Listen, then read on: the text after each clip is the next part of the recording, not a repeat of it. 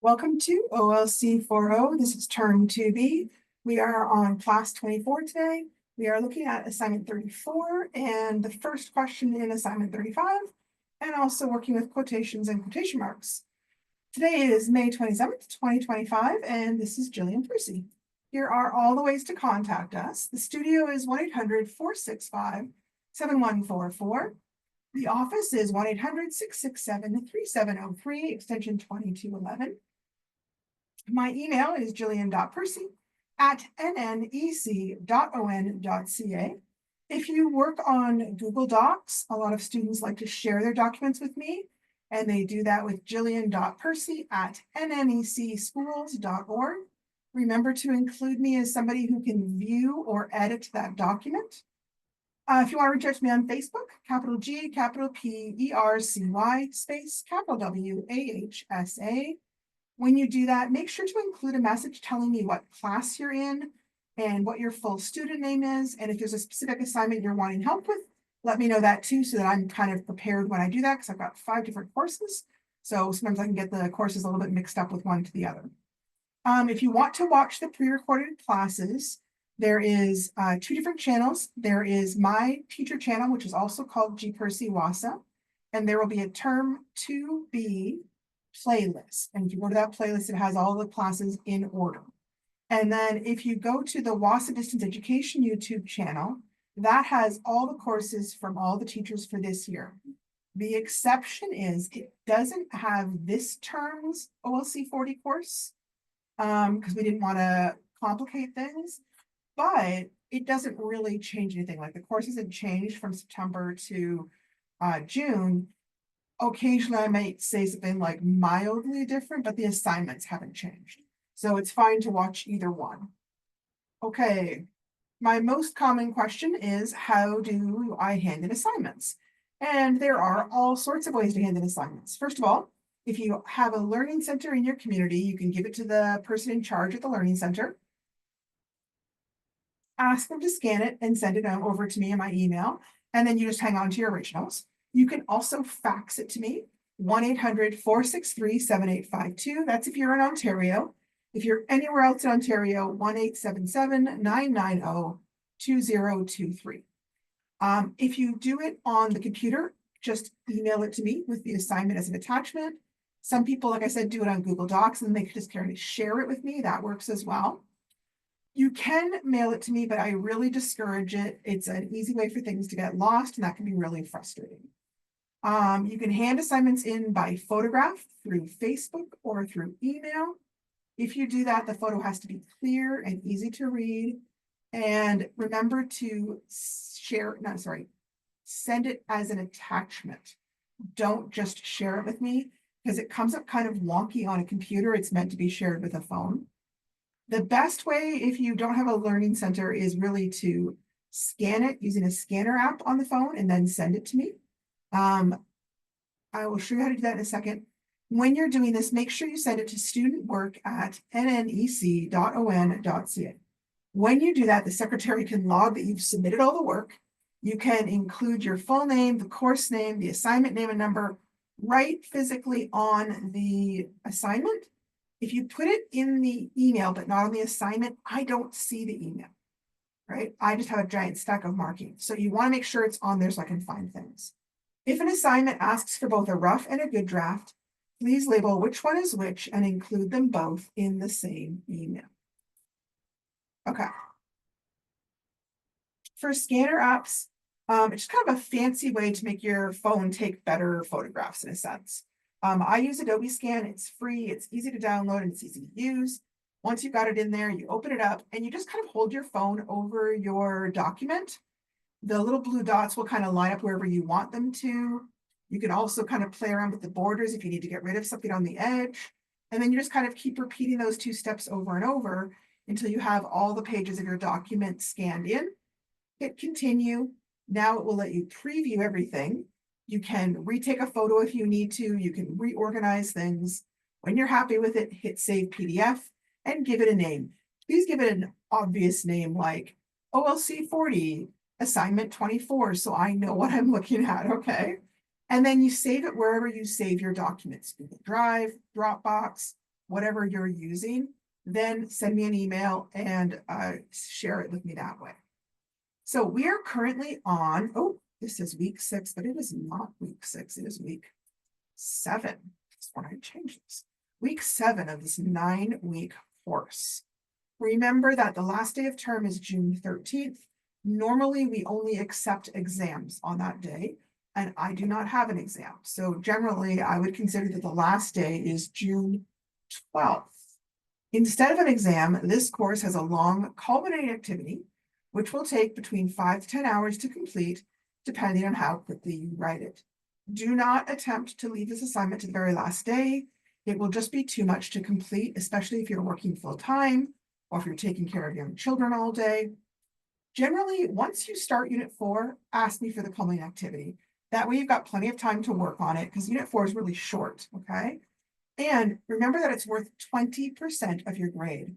That means you can lift your marks 2 grade points. So if you walk into the exam and you got a D, but you do amazing on your exam, you can raise it 2 grades. If you don't take it at all, generally, then your marks will drop, usually below a fail. So it really is pretty important to take it.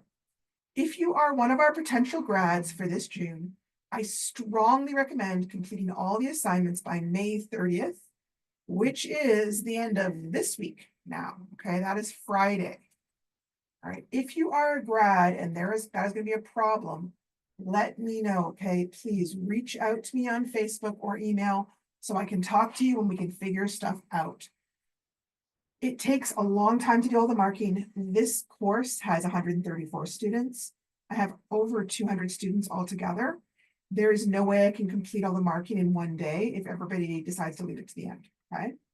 Now, if you're running so far behind your assignments that you're like, you know what, I don't think I'm going to get finished in the next few weeks, that's okay. This course is also offered in the summertime, and you're welcome to continue then. There are no live classes, but I will be doing the marking and I will be available to talk to through email. If you're wanting to do that, either call the office or send me an email letting me know. You can also go over to our Facebook page, Wassa Distance Education Center. It'll be the new page, not the old one, and hit the Wassa registration link, and it includes a way to link into the summer course, okay? All right, moving on to the actual class for today. So I always try and share the learning goals with you so you know what my goal is. And these learning goals are always based on the government expectations, right? Like I don't just make this stuff up. This is based on what the government says, hey, this is what we think students should know who take this course. So I can construct personal reflections, fancy way of saying a journal, in paragraph format, choosing a clear focus and using appropriate examples to explain my thinking. I can demonstrate understanding that reading is an active process of thinking and constructing meaning. I can demonstrate understanding the purpose of reading or the requirements of the reading task influence my approach to reading a text. I can demonstrate understanding that writing is a process that involves a range of thinking and composing skills. I can demonstrate understanding that their subject, audience, and purpose for writing influences my choice of format, tone, and my level of language. It's a lot to cover, I know. Okay, why are we bothering to do journals? I'm talking about this because I know, first of all, some people hate journals, but I'm also talking to you about this because we are essentially partners in the learning process, right? 99% of you out there are adults. Many of you have families and you're working full time. So I'm not like the boss. I'm the person coming along on the side, helping you understand what you need to learn in order to do well in this course, okay? So the journals aren't intended as busy work. I know some people take that. First reason is it is a curriculum requirement. Okay, the government writes this in my document that I have to follow, that students need to keep a learning journal that documents the steps taken to monitor their learning during the course. This is one way we do it. Second, the focus of this particular learning journal meets one of those requirements, the one that says that students should demonstrate their understanding of the subject, audience, and purpose for writing, and how it will influence your choice of form, tone, and level of language. Third, journals are a way to consolidate your learning, okay? So consolidation is when you review, You synthesize and you integrate what we're learning now into what you already know. Okay, it helps you make connections between the different topics, and it also helps you to store this new learning into your long-term memory. So you're not just learning it and forgetting it, it becomes kind of more attached to what you know. So, hang on a second. Here's the actual assignment, and then we'll talk about kind of all the things you need to know to do it. Assignment 34, journal entry all about text concepts. It's worth 15 marks. You've just spent some time thinking about the subject, the audience, and the purpose. Hopefully you've noticed a thing or two about tone, form, and levels of language, and it's time to put it all together in a journal entry.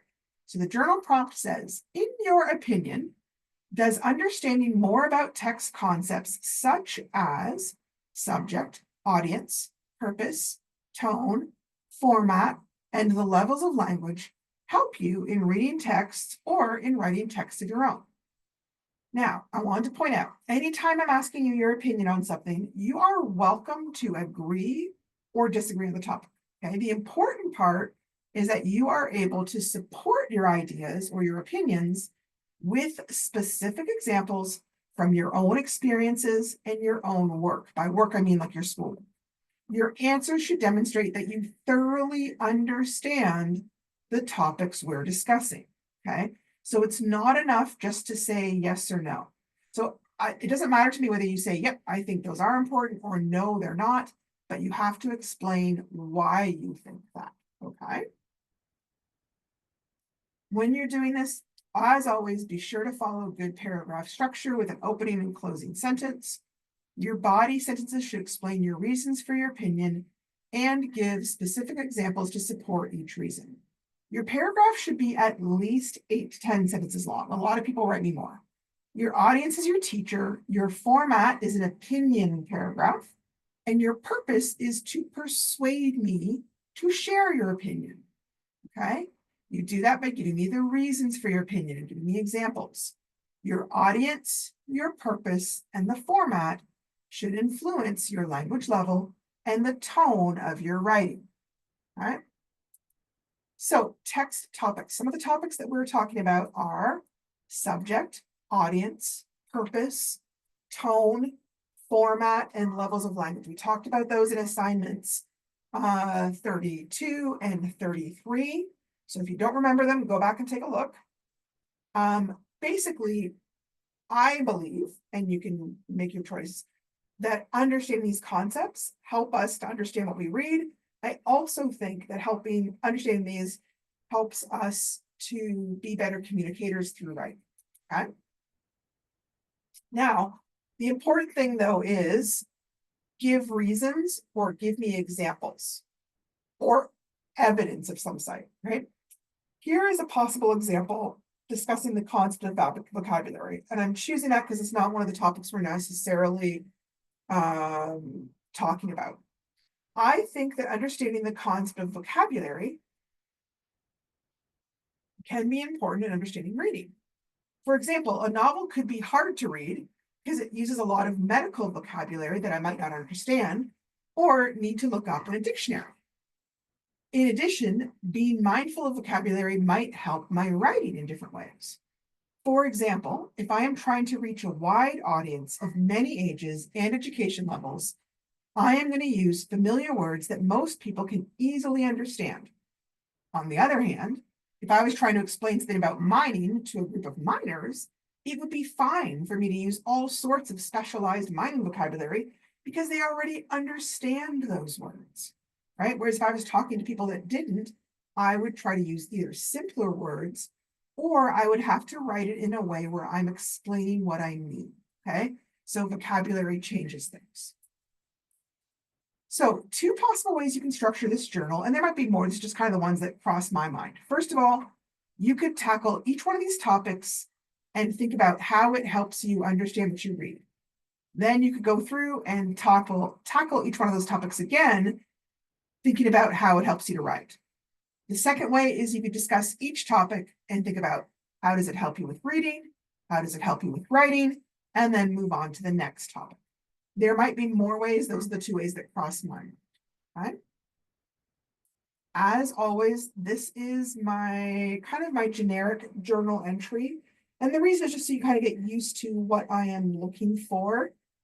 Oh, all right. So I want to kind of go deeper into the rubric and make sure we understand what I'm looking for. So the very first criteria says the answer shows understanding of the question and journal and paragraph format. So that means I'm looking at three things. Does the student understand the question or the prompt, like what it means and all the concepts in it? Does the student understand proper paragraph format? And then finally, does the student understand how to write in a self-reflective way? So understanding the question. Occasionally I have students use the question more like it's a starting point, and then they leap off topic to discuss something completely different.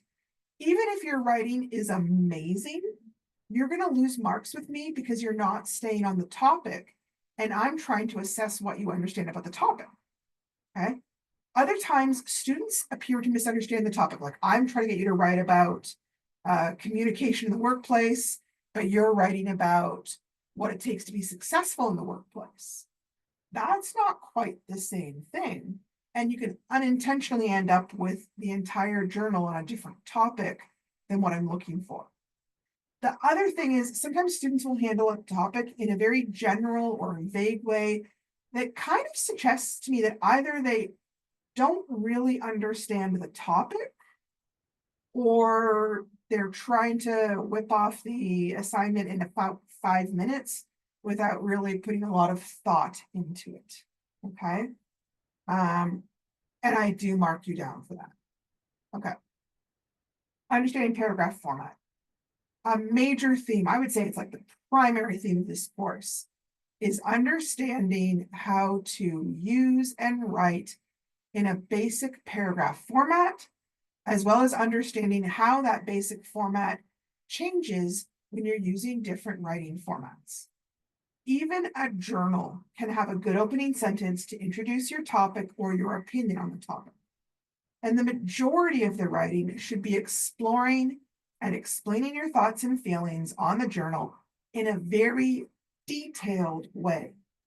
Then you end the paragraph with a good closing sentence that summarizes your ideas and opinions. That can be more general, but the majority should be detailed. When you forget to use this basic format, I take marks off. So will hand you a material that looks more like brainstorming. Every now and again, I'll have somebody just hand me in a list for a journal. A shopping list of ideas does not count as a journal, okay? It's a starting point for your brainstorming, but it's not something I mark. Your rough copy, if there is a rough copy, or your good copy, should be in sentence and paragraph format, okay? Generally, if I get that, I just say 0 or please redo, because there's not really anybody for me to mark it, okay? Go. Okay, this is the final one. Understanding how to write in a self-reflective ways. This is, I think, hard for some students. I think some students are used to journals in elementary school. And a lot of times journals in elementary school are more about diaries.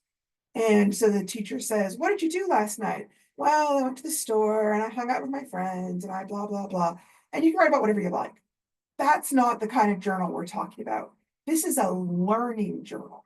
A learning journal is where you, A, talk about the things you're learning, and B, look at how you're making progress in your learning, okay? So it's very specific type of writing. Generally in a journal of this type, we're wanting you to take a step back from yourself and explain how you are thinking or feeling or using a certain topic or skill. It's almost like you're an outside observer spying on your own thoughts and actions and then reporting them to someone else. This can feel a little bit odd at first, and some people find it makes them really uncomfortable to discuss themselves that way. Other people don't always realize that everybody thinks a little bit differently and may approach reading and writing a little bit differently. So they feel like, well, there's nothing to say. I just read it. I just wrote it. What do you mean? Now, sometimes I find that when that happens, it's because students think very quickly or very automatically. So much so that they don't even notice their own thinking processes, okay? Let me give you an example. Let's say there was a lesson prompt for teachers that said, describe your process for planning a lesson. So if I don't like self-reflective writing, I might just write down something really quick or simple, like, well, I just look at the assignment and I figure out what students need to know, and then I teach that. If I was marking that, I would give that a D or probably really a fail, okay? It is on topic, but it's way too short. It sounds like they don't have a good understanding of how to write a paragraph. They don't understand the topic of teacher planning, but more importantly, I don't think they understand how to do journal or reflective writing. So if I understand instead that when I get these kind of journal prompts, what they're looking for is a detailed description of my planning process and the way I think, then instead I'm going to slow down. I might stop. I might review in my mind all the steps I took last time I planned a lesson. When I said I figured it out, what was I actually thinking? What questions did I ask myself? What documents or standards did I check to be sure I knew what I was supposed to teach? How did I decide the sequence and the organization of my lesson? What options did I consider for how to have the students practice the skills? How did I finally choose the activity I did? What options did I consider for how to assess their learning? And then what factors did I consider to select my final choice? Thinking more deeply about the process in this way can result in a far more detailed answer that really is going to more accurately describe my thinking and my planning process. But to do it, it requires me to slow down my thinking and start to notice all these fussy little details. And that might result in a journal that looks more like the next one. Okay. Now, I know that this is a little bit long, but I wanted to give you lots of examples. So I didn't shorten it because I just wanted to get that idea across. Now, the assignment calls for one paragraph. I found it was a lot of information to look at once, so I broke it into smaller paragraphs that make it a little bit easier to read. You're welcome to do that as well, okay? So planning a lesson has a lot of steps to create a successful lesson. This is my opening topic sentence. First, I look at the Ontario curriculum documents and review the course's specific expectations. Then I decide which ones I'm teaching in this lesson. Do I want students to learn a new skill or understand a new concept? Then I might stop and think about how I taught this last year. I evaluate whether those lessons worked well or poorly. I might write down a few ideas or locate my old lessons on the computer. If I feel uncertain or out of ideas, I might ask a teacher friend how they teach this lesson. Or I might search the internet for some ideas. Once I've got some ideas gathered, I'm going to organize them into my usual lesson sequence and structure. I generally use a lesson template to help guide my thinking. It has 4 main sections: introduction, guided practice, individual practice, assessment. I ask myself a lot of questions at this point. What would be a good way to introduce the main concept? What is a way that we could practice the skill or explore the main concept together as a class or in groups? Could we do a game or watch a video or create a skit as a group? I type out my ideas and see if they make sense for the length of time I have to teach this lesson. After that, I try to decide if the lesson needs to be taught or practiced over several different days of classes. I also consider how I can assess their learning. Do the students need to define concepts or apply their understanding in doing a task? Do they need to demonstrate a skill or summarize information? I make sure to choose an activity that allows them the best opportunity to demonstrate what they know and can do. I record my ideas on my lesson plan with enough detail that someone else could teach it if I got sick, but without writing down every single word. Finally, I think about where we are going after this lesson, and I ask myself, how will we build on this skill or concept in the next few lessons? Usually I jot down those ideas while they're fresh in my mind, or I even start to write them down in my lesson plan template. When I first began teaching, each one of these steps took me a really long time to do. But now that I have more experience, I may do some of these steps so quickly, I barely notice this at all. Okay. So here, this isn't the entire thing, but I'm going through to kind of show you the different types of ways you can talk about stuff, okay? First, in my pink, I'm looking at what am I thinking about? I'm telling you what I'm thinking. In the green, I'm talking about the type of thinking. Am I brainstorming? Am I creating a plan? Am I considering my options? Am I evaluating things? What am I doing with my brain? And then finally, in the blue, I discuss any physical actions I might take in a very detailed manner, like I'm trying to teach someone else how to do it, okay? The very first sentence is my opening sentence, and then I start to get more detailed. First, I look at the Ontario curriculum documents and review the course's specific expectation. That's a physical thing I'm doing. Then I decide which ones I'm teaching in this lesson. That's how I'm thinking. I'm deciding things. And then what am I deciding?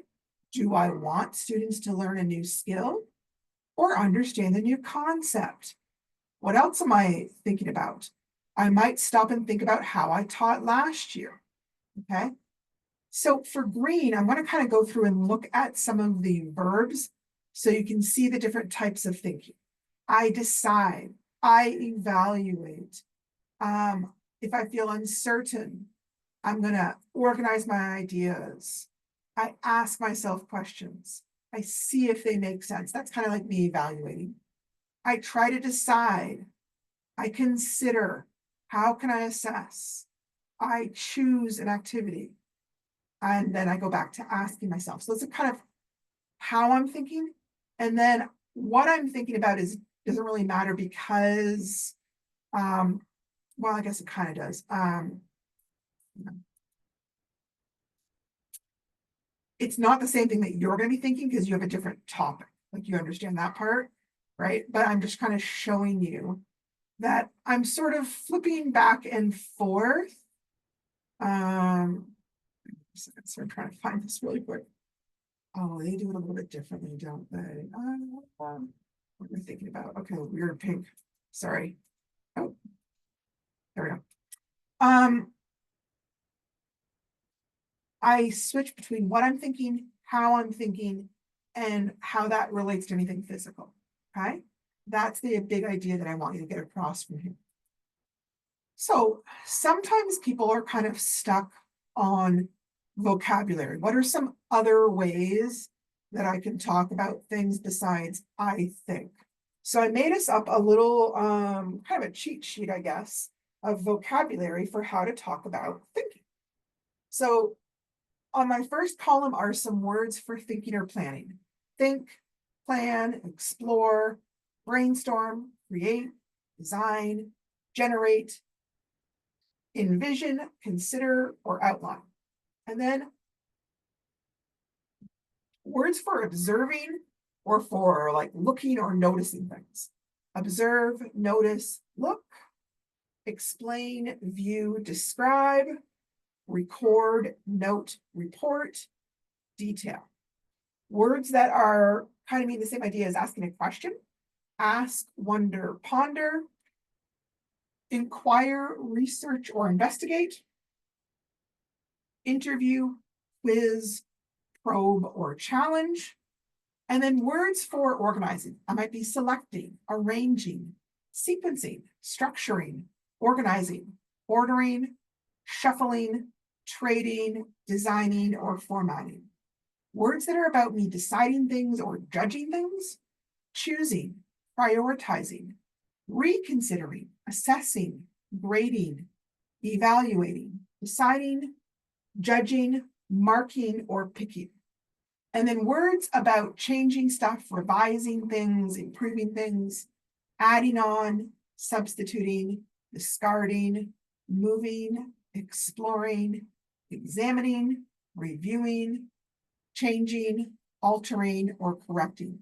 Now, you may have noticed some words end up in more than one category. So explore is a way to talk about my thinking or my planning, but exploring might be happening while I'm doing my revising as well. And that's okay, right? That's fine. Some other things are words, action words to talk about reading, and action words to talk about writing. Again, this is one of those things that we may have read them in the course, but they may not have stood out as a way to talk about our thinking. So for reading, we could talk about reading, rereading, skimming, scanning, reviewing, noticing, locating, highlighting, annotating, analyzing, identifying, critiquing, examining, or evaluating.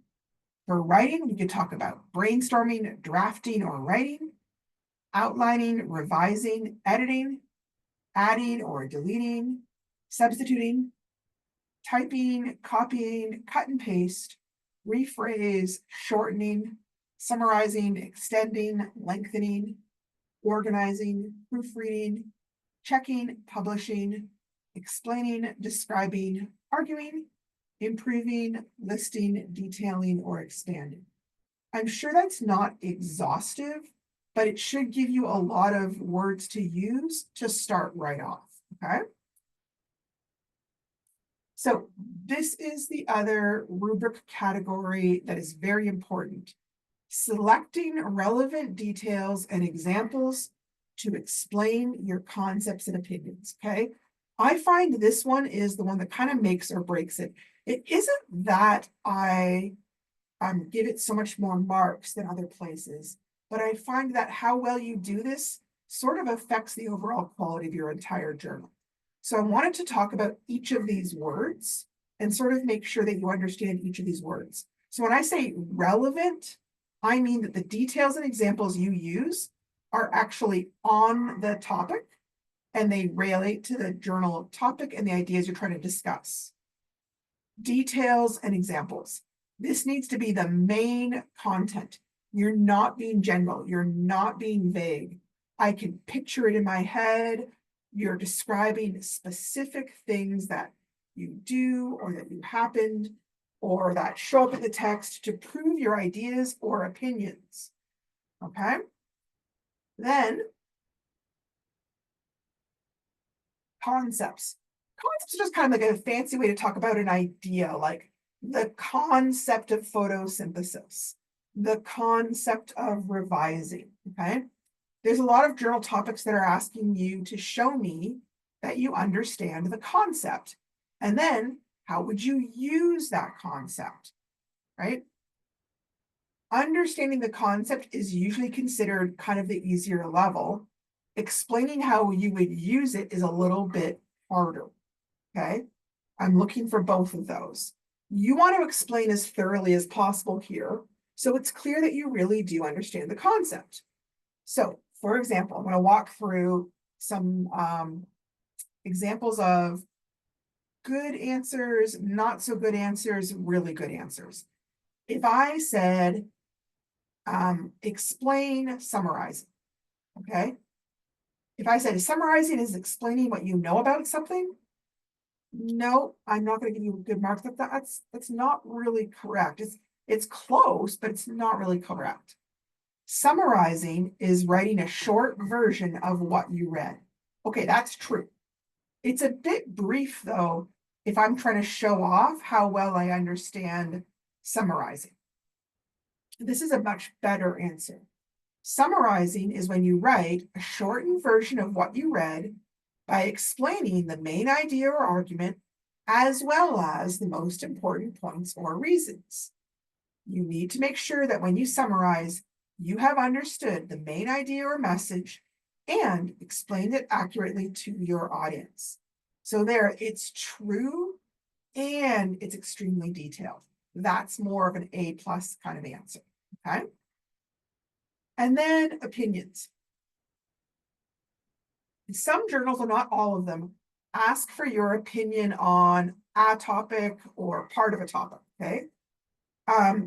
It's important when you answer questions like this that your answers do explain your feelings, but also show that you understand the topic as well, okay? I'm actually looking for both. It's kind of like a sneaky thing, right? If I said, what's your opinion on revising? And you just tell me, I hate it, I'm not giving you good marks because you haven't shown me that you understand revising. And usually I try to add a bunch of kind of extra questions to show you what I mean. But we're also a good way through the course now. And I'm trying to get people ready for college and university. And in college and university, they probably aren't going to ask all those follow-up questions. They just expect you to know, hey, I'm demonstrating how well I understand, so I'm going to write in a detailed way. Okay. In your opinion, do you feel that making predictions is a helpful reading strategy? Explain your ideas. Okay, so my first try. Making predictions is a reading strategy we use in this assignment. Okay, that is a definite fail because I didn't give you my opinion and I didn't really even explain how to do the strategy. I feel that making predictions is a very good strategy. Okay, level 1. You at least gave me your opinion. You didn't give me a reason why, and you didn't give me any examples. I feel that making predictions is a very good strategy because it forces you to think about what you already know about that book. For example, if I am looking at a book with a bloody knife on the cover, I can think about what I know about murder mysteries or horror stories that help me make predictions. I'd say that's at least a level 2. It's edging into level 3. I gave you my opinion, I gave you a reason, and I gave you an example. It's maybe a little bit short if that was supposed to be my entire paragraph, though. Okay. And then my third try. I feel that making predictions is a very good strategy because it forces you to think about what you already know about that book. For example, if I am looking at a book with a bloody knife on the cover, I can think about what I know about murder mysteries or horror stories to help me make predictions. I might also look at the title to see if it is helpful. A book called A Murder at the Vicarage sounds British, is definitely a mystery, and sounds like it might be based in the past. A book called The Nebraska Killer Rises Again is more likely to be horror, probably has a serial killer in it, and is more likely to be set in the current time frame. I would say that's a solid level 3, maybe even a level 3 plus. I've given you my reason, I've given you my opinion, and I've given several examples that explain how I might apply that strategy. Here's another, my last one. This is kind of my best one. I feel that making predictions has been a helpful strategy to me because it forced me to think about what I already knew about the characters in the plot, then connect that knowledge to my own experiences in order to picture possible outcomes that were reasonable. That's a far more detailed explanation of what making predictions is about. Okay. For example, when I was trying to make a prediction about what Teresa might do next in the story, I thought about how shy and insecure she seems. And then I thought about how other girls with abusive boyfriends acted when they tried to get back together. That led me to make a prediction that if Jimmy asked Teresa to be his girlfriend again, she would probably say yes, because most girls I know with abusive partners take them back over and over again. Okay, this is level 4. I've given you my opinion and I have given you the reason for that in a very detailed explanation. And then I've given you a very detailed example of how I used that strategy in an actual assignment. So this answer shows excellent understanding of the topic and how to apply it in the real world.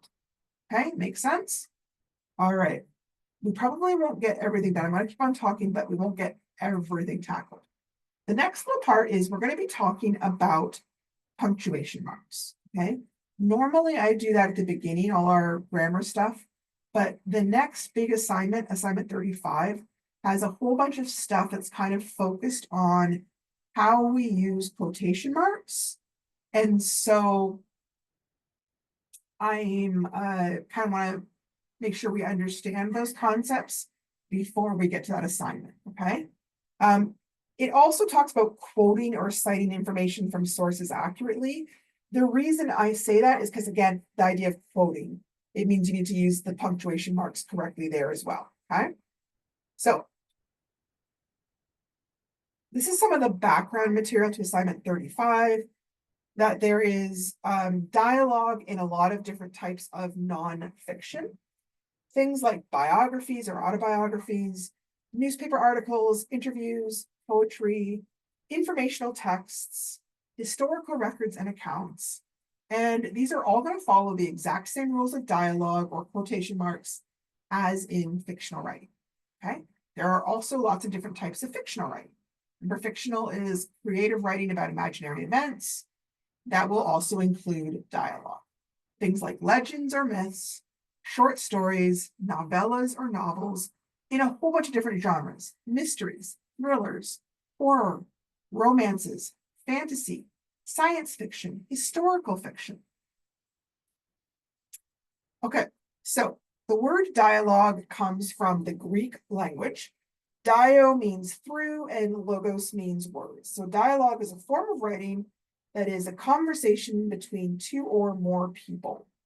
The most obvious example of dialogue is when you see a TV show or a play or a movie, and the story gets told through the conversation of the characters rather than through a narrator.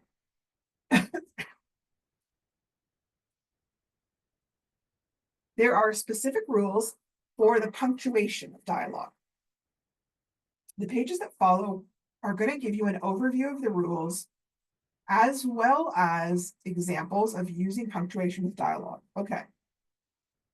The important thing to keep in mind is that the rules about quotations in speech are followed regardless of whether the words are fictional or real. They are followed regardless of what writing format you're using, with the exception of certain types of plays and certain types of interviews, where they would use colons rather than quotation marks to indicate speech. Okay. Right here on this slide, I'm going to cover the most important basics. There's a whole bunch of other fussy stuff, but if you get this part right on this slide, this is the crucial stuff that I'm looking for over and over again, okay? Quotation marks often use what's called a tag, okay? A tag tells me who's talking and how they are talking. The tag can come at the beginning before they talk. It can come in the middle of the talking, and it can come at the end of the talking, okay? So I'm going to show you at the beginning. At the beginning, whoever is talking first, make sure that you give them a capital letter because it's the beginning of a sentence, right? And then you would tell me how they're talking. Said is the most common type, but there's all sorts of words that indicate the idea of talking. He yelled, she whispered, the principal shouted, the teenager muttered, okay? And then normally you put a little comma there, and then you would show me the words. So like I say, he yelled, hi, okay? Oops, I need a capital. All right. Same thing for the rest of these, okay? Now, for the middle, if the tag is coming in the middle, like if somebody was saying, let's say they said, wait.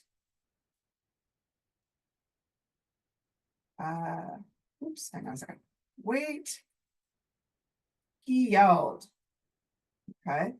Now, wait, he yelled is all part of the same sentence. So I don't need to put any kind of a period or any kind of a comma there.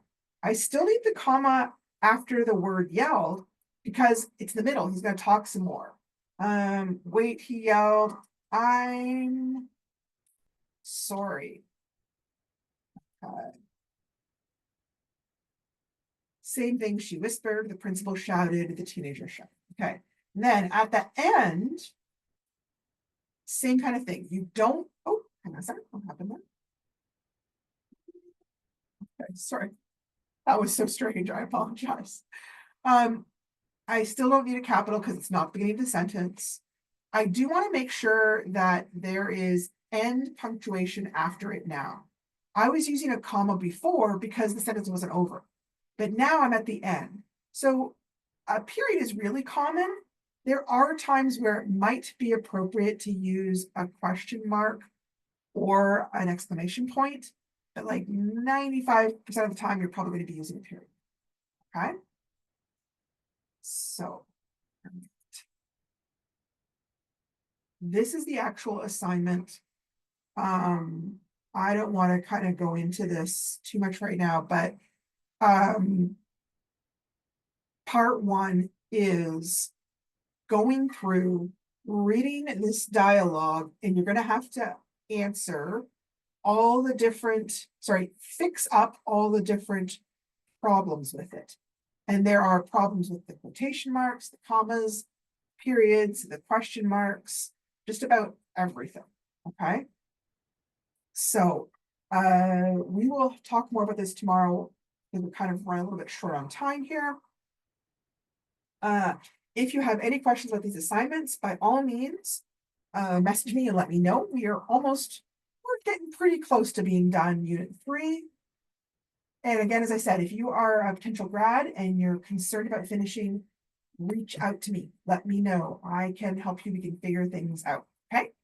Have a good night, and I will talk to you tomorrow.